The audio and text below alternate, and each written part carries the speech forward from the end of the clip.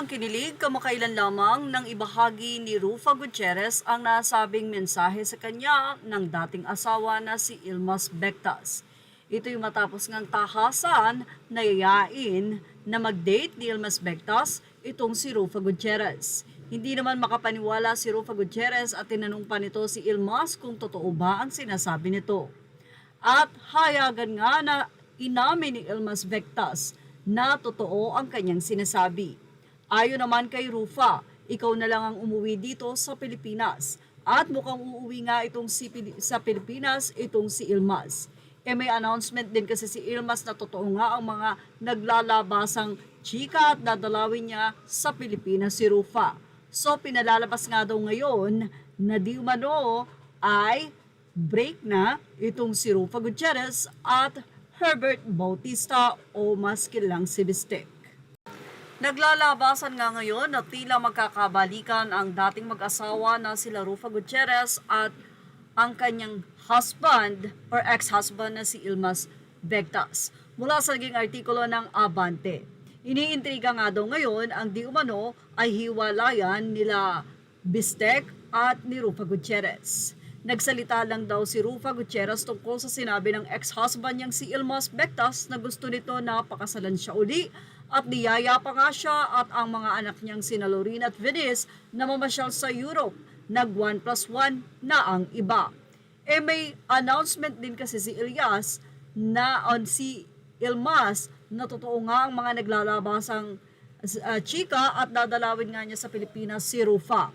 So pinalalabas ng iba na hiwalay na si Rufa, ang boyfriend niya ngayon na si Herbert Bistek Bautista. Pero syempre, fake news nga daw ito. At kinumpirma na si Rufa at Bistek pa rin sa nasabing artikulo ng Abante ni June Lalin. Sabi ng isang tinanong namin, mali ang duda ng mga era na hiwalay na ang dalawa at willing na si Rufa na makipagbalikan kay Ilmas. Anyway, ikinuwento namin kay Rufa na talk of the town siya at kahit ang mga kaibigan namin worldwide ay siya at si Ilmas ang palaging inuusisa sa amin. Sa ngayon, ilang mga netizen ang hati naman ang kanilang kalooban. Ang iba ay pabor na magkabalikan sila Ilmas at Rufa Gutierrez. Tila matatandaan kasi na simula nung maghiwalay ang dalawa ay wala naman talagang pinakasalan si Ilmas at ganun din naman si Rufa Gutierrez. Nagkaroon man ng mga karelasyon siguro pero on and off at hindi ito nagtatagal. Sa ngayon ay nabivision ng mga netizen or nais nila na kung sakasakali nga na magkatotoo mas maganda na magkabalikan si Rufa at si Ilmas alang-alang na rin sa mga anak. Pero ang tanong, ano kaya ang magiging say dito ni Tita Annabel Rama? Papayag kaya siya na muling magkabalikan sila Rufa at Ilmas?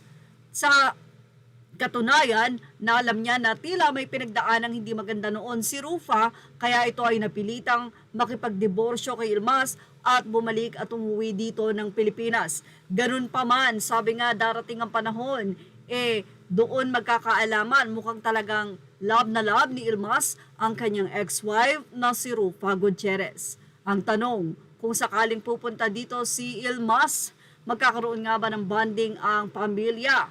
At magkakasama kaya si Bistek? Ipapakilala kaya ni Rufa ito sa kanyang ex-husband as ngayon ay present boyfriend? Yan nga ang inaabangan ng mga netizen.